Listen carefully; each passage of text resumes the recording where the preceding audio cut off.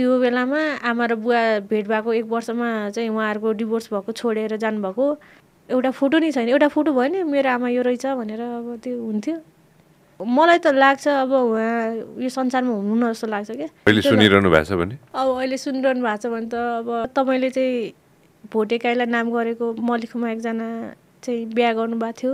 43 सालतिर बिहा गर्नुभएको थियो। बिहा गरेको 2-3 वर्षपछि म जन्मेको हो। जन्मेर म अहिले 35 क्रस भइसकेँ होइन। अहिलेसम्म मैले चाहिँ मेरो आमालाई मैले देखेको छैन। तपाईँको छोरी जिउँदै छ भनेर भन्न चाहन्छु।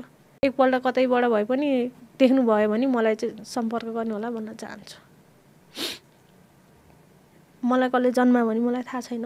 आमाले त मलाई अहिलेसम्म मैले फिल गर्नै पाएको छैन नि त। मैले त भने मैले फर्स्ट टाइम म आफै आमा भएपछि बल्ल मलाई फिल भएको कि म कसैको पेटबाट जन्मिएर रहेछु भनेर। न त त्योभन्दा अगाडि त मलाई थाहै छैन को म त लाग्थ्यो म आकाशबाट झरे जस्तो फिल हुन्थ्यो।